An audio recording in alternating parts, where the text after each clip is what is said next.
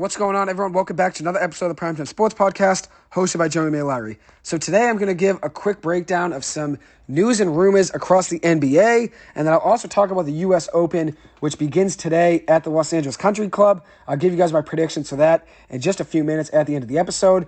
But I'm going to start talking about the Bradley Beal trade rumors, which came out yesterday, a report that Bradley Beal and the Washington Wizards will be looking at some point to trade him if the Wizards do ultimately decide to fully rebuild and send him in another direction and also send the franchise in a full rebuild and completely blow things up. That's definitely a possibility. I think if you look at it, I think it's in the best interest of both the franchise of the Washington Wizards and also Bradley Beal as well to trade him. And ultimately, Bradley Beal does have a full no-trade clause, so he can kind of choose where he wants to go. But I think my main issue here with Bradley Beal is that he wasn't the same player over the last two seasons. Averaged 23.2 points per game in each of the last two seasons, and played just 90 games over that stretch.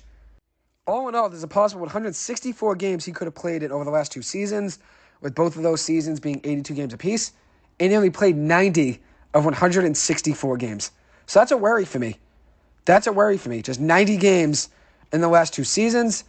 And when he signed his Supermax deal last summer, I thought, at the end of the day, this was Beal getting paid, getting his money, and I thought at some point Beal and Washington knew he would be moved at some point. And the main issue with Beal is his availability. Obviously, his scoring did go downhill the last couple seasons. He wasn't the same scorer the last two seasons as he was in the previous two seasons. But availability is an issue. Just 90 games played in the last two seasons, missing 42 games last season and 32 games this season. That's a lot of missed games. 42 games missed last season, which is more than half the season, and 32 games, just under half this season. And if you look at what he was as a scorer in 2019, 2020, and then in 2020, 2021, those two seasons. In the 2019-2020 season, he averaged 30.5 points per game. Then in the 2020-2021 season, he averaged 31.3 points per game. But the following two seasons, averages 23.2 points per game over the last two seasons, missing, as I said, 74 games over the last two seasons. 42 games last year in the 2021-2022 season, and then in this season, the 2022-2023 season, missing 32 games. And he's turning 30 years old at the end of this month, so he's not getting any younger. And his scoring has gone downhill. And don't get me wrong, he's still a good scorer, and he doesn't really have much around him in Washington. This is a team that was rebuilding and trying to get high draft picks. That's kind of what they're doing right now. They're trying to rebuild. So it wasn't like he had everything around him to win. But still, he wasn't showing up to play because he was injured. And then also his scoring wasn't the exact same. And he is turning 30 years old, so he's not getting any younger. So his cap hits over the next four seasons, $46 million for this season coming up, this upcoming year, $50 million, $53 million, and then $57 million. And I know a lot of people are talking right now about the Celtics potentially going after Bradley Beal since he's from St. Louis, just like Jason Tatum and their friends, and there were trade talks in the past that the Celtics were interested in him. But I don't think he's the best add to this Celtics lineup. Obviously, yes, offensively, you're a little bit more dangerous considering how good of a scorer Bradley Beal is. He can give you 30 any given night. But he's just another guy who stays around the perimeter and just stays outside the arc. Same thing with Jaylen Brown, same thing with Jason Tatum. Everybody just stands around the arc in that Celtics lineup. So that's my worry with Bradley Beal. I don't think he's the best add to this Celtics lineup. I think the Celtics need a better big man, a center that can play more than Robert Williams since Robert Williams can't really stay healthy, and then also a point guard that can lead the offense and set guys up. And another thing with this Celtics Bradley Beal situation is that after this coming season, you can't have more than two max players on your payroll due to the current, or the new, I should say, CBA. So after this upcoming season, you can't have more than two max players on your payroll. So let's say the Celtics do ultimately pay Jaylen Brown like they're saying they want to, and they give him a max contract. And they have Jason Tatum on a max already as well. And then Bradley Beal, if you were to trade for him, that would be three max contracts on the same roster. Meaning, after this upcoming season, you'd have to trade one of those three guys. And that obviously becomes hard, and that becomes messy.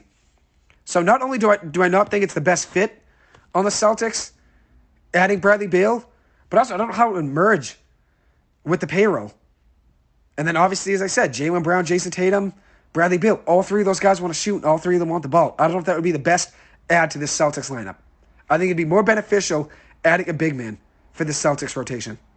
So now I'm going to give some hot takes for the 2023 offseason in the NBA. So obviously I already talked about Bradley Beal. Another player that's on the trade market is Zion Williamson, former first overall pick to the New Orleans Pelicans, and they may trade him in hopes of landing NBA draft prospect Scoot Henderson.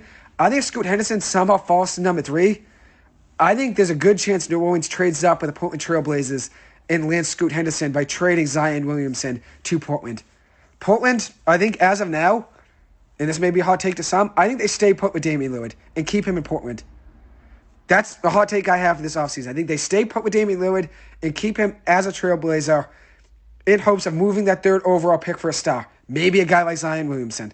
And I think if they were to land a guy like Zion, if you look at this lineup, that's already good as is. I mean, Portland's starting lineup is decent. It's just the issues they've had is injuries. Obviously, Jusuf Nurkic has had his injuries. Damian Lillard has had his injuries. Shaedon Sharpe even had a couple injuries so far in the NBA. Their issues right now are primarily injuries there. And obviously, they don't have the best rotation, the depth-wise on the bench, but their starting lineup's decent. Damian Lillard at point guard, Anthony Simons at shooting guard, Shaedon Sharpe at small forward was a top pick in last year's draft out of Kentucky, power forward Jeremy Grant, and then center Jusuf Nurkic. That's not a bad starting rotation there, starting lineup. But the issue here for the Blazers is obviously injuries and the depth. They don't really have the best depth, and obviously Damian Lillard wants a player around him that he could win with now. So I think maybe they trade a guy like Anthony Simons and the 3rd overall pick for Zion. Or maybe they take the 3rd overall pick and Jeremy Grant and trade up for Zion Williamson, maybe add in a few draft picks here and there.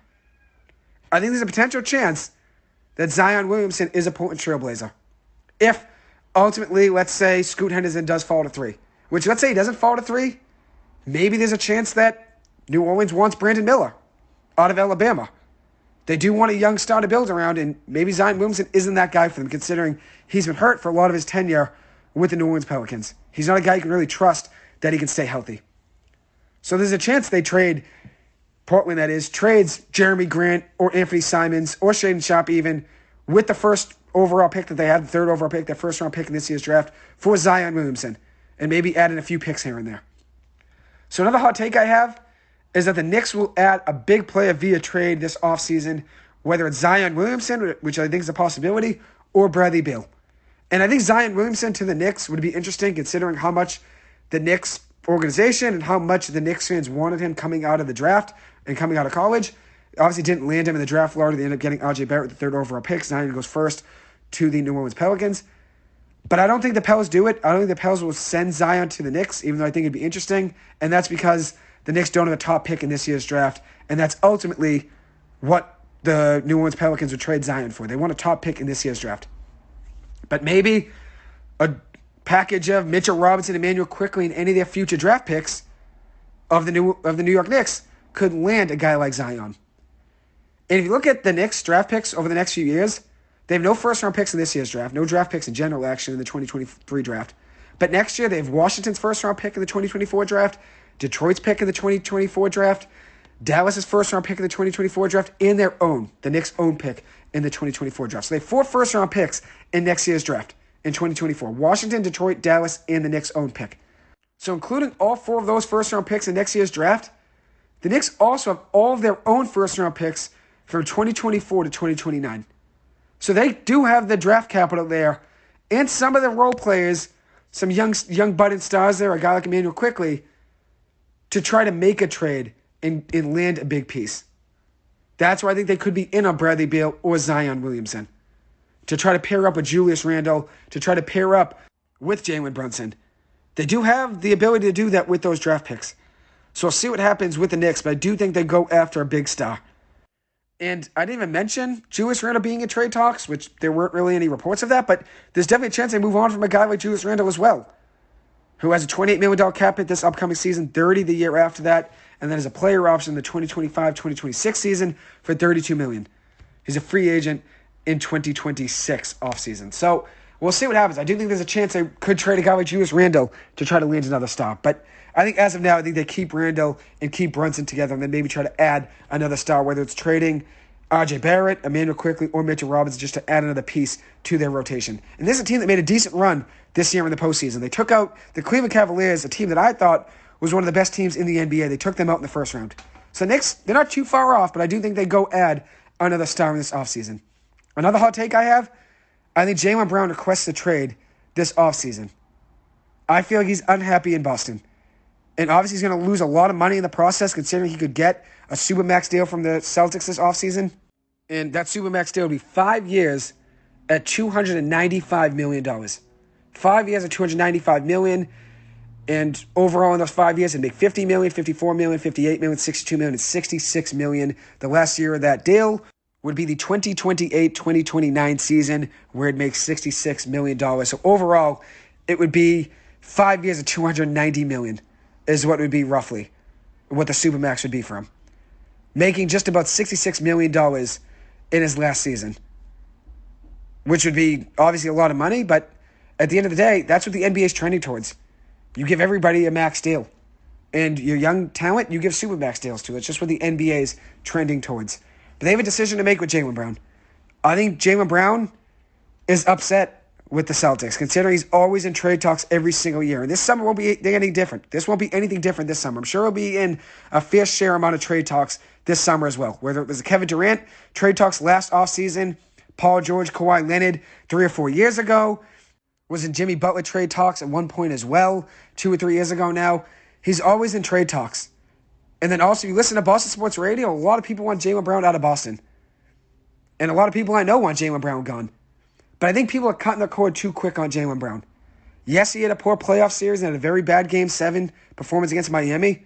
But Jason Tatum shouldn't get out of jail free pass for how poor he played in the Eastern Conference Finals against the Miami Heat. Well, he had the injury. Well, yeah, he was hurt in Game 7. I get that. He had a poor Game 7, and you can maybe blame the injury for that.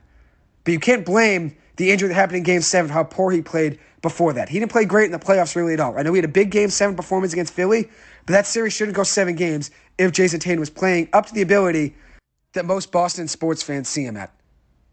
So I don't think Jaylen Brown was the main reason the Celtics lost that series against Miami. Obviously, he's a scapegoat for having a bad Game 7, but if Jason Tatum plays well that series, the entire series, just like if Jaylen Brown played well that whole series, that doesn't go 7 games. The Celtics looked at Miami and just thought, oh, we'll win this series. And then in a blink, they're down 3-0 because they second-guessed that Miami Heat team and underestimated them. So that's the issue.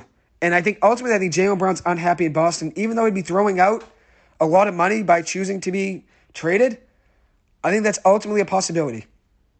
Maybe he waits to sign that Supermax deal and then requests a trade. But I think there is a chance Jaylen Brown is no longer a Boston Celtic at some point in the near future, whether it's this summer or even at the end of next season. That would be obviously a heavy trade, though, considering how much money he'll be making. It'd be tough to make the money work in that deal if he is traded after the Supermax deal does kick in. Another potential trade that I see happening is the Chicago Bulls either trading DeMar DeRozan or Zach LaVine. Things didn't really go well for Chicago this past season, and partly was because Lonzo Ball missed a good amount of the season with a knee injury that no one really knows the future of Lonzo Ball and how healthy he'll be. Obviously, it's a tough injury considering that was a team that has the talent. Nikola Vucevic, DeMar DeRozan, Zach LaVine, Lonzo Ball. It's a pretty good 4 right there. And then you also add in a guy like Alex Caruso as well in free agency last year. But at the end of the day, I think this team could blow it up and could ultimately trade either DeMar DeRozan or Zach LaVine. And I think at the end of the day, I think the Celtics could be in trade talks there. I think if Jaylen Brown does ultimately want out, I wouldn't be surprised if the Celtics are looking at a guy like Zach LaVine or DeMar DeRozan. Once again, a shooting guard, small forward, similar to Bradley Beal, but still could definitely add to that Celtics offense regardless. I mean, Bradley Beal would definitely add to the Celtics offense as well. Does it make the Celtics better offensively on paper? 100% if you add Bradley Beal, Zach LaVine, DeMar DeRozan, any of those guys. But it depends on what you're giving up. Are you giving up Jaylen Brown? Are you giving up Malcolm Brogdon in draft picks? Are you giving up Marcus Smart in draft picks? Are you giving up Derek White in draft picks? So we'll see what happens. But I do think there's a chance DeMar DeRozan or Zach LaVine is traded by Chicago. And then my last hot take for now, which I'll have another episode where I'm giving more hot takes. These are just the ones that came to my head this morning. I think the Miami Heat or Los Angeles Lakers land Kyrie Irving. I think Kyrie Irving will be out of Dallas. I think he wants to leave the Mavericks, despite reports that he wants to team up with LeBron James again and have him be on the Mavericks with Luka Doncic. I don't think Luka and Kyrie are a great match. That's why I think at the end of the day, Kyrie will be leaving. Dallas, I think he'll be going on his own as a free agent. I mean, he can choose wherever he wants to go, and I think he ends up in Miami with Jimmy Butler, Bam Adebayo, and Tyler Herro, or goes to the Lakers with Anthony Davis and LeBron James. As for Miami, I think whether they add a guy like Kyrie Irving or another potential star, I think they're going to be getting a big player this offseason. Whether it's landing a guy like Zion Williamson or Bradley Beal, I think they will definitely be in the market for a big name. Like reports have said over the past few days, Brian Windhorst of ESPN said it a few days ago.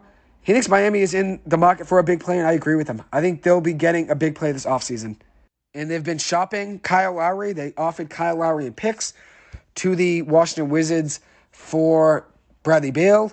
There are also some other reports that Tobias Harris and picks were offered by the Philadelphia 76ers for Bradley Beal. And then there was also another report that the Bucks offered Chris Middleton and draft picks to try to land Bradley Beal. I think ultimately that's the most enticing deal there is Chris Middleton and draft picks for the Washington Wizards. Because you could take Chris Middleton on an expiring contract 1 year and then trade him at the trade deadline if you wanted to and get even more in return, maybe, to a team that's needy at the trade deadline. But as for Miami, I do think they add a big player this offseason. I think they want to add around Jimmy Butler and Bam Adebayo, and I still think they want to keep Tyler Herro. So it'd be interesting to see what they do this offseason, how they add to that roster. Another potential candidate for them would be Chris Paul. I know there were reports right now that Phoenix is not too sure what they're going to do with Chris Paul, whether or not they trade him or whether or not they waive him. If Chris Paul's ultimately a free agent, you don't have to give up anything to get him. I'd expect Miami to be in the market and go and get him and want him. And same thing with the Lakers. I'm sure they'll be in the market as well for Chris Paul if he were to clear waivers after being, let's say, cut by Phoenix at the end of the month, if that's ultimately what they choose to do. But they could ultimately trade him too.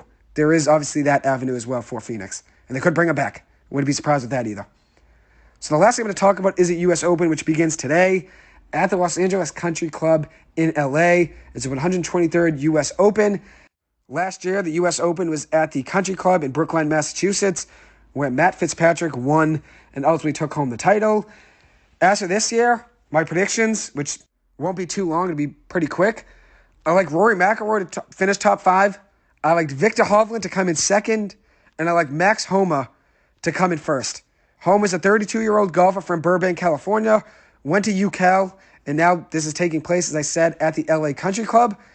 Being back in California's home state, I think it brings him some luck. I think he's going to want to win this one, obviously considering it's on his home turf. He hasn't really performed too well in the last big tournaments, a few that I'm going to mention, the PGA Championship and the Masters. He was +9 at the PGA Championship and +6 at the Masters. So probably is a hot take to some, but I do think he could heat up and potentially win the U.S. Open this year. As for some other guys, I like Rory McIlroy, as I said, to finish top 5. I like Victor Hovland to have a very good tournament. I like him to finish second. And as for a guy to watch out for, Seamus Power, a guy that I always pick to finish top 10, an Irish golfer that I became a fan of last year, watching him on TV at the U.S. Open last year in Brookline. I like Seamus Power to finish top 10. And one interesting storyline I want to mention before closing is Phil Mickelson, who is seeking a U.S. Open win, which would give him a career Grand Slam. So that's one interesting storyline to watch out for, and ultimately is a long shot. Not going to be a favorite in anybody's eyes. He does have a tough road ahead to try to beat guys like Scottie Scheffler, Brooks Koepka, John Rahm, Rory McIlroy, Jordan Spieth. He does have a tough road to try to get there, but it would be an interesting storyline to watch out for, obviously, over the next 4 days. So anyways, that will conclude this episode. Thank you guys so much for taking the time to listen to this. As always, I appreciate it and hope you guys have a good one. Thank you.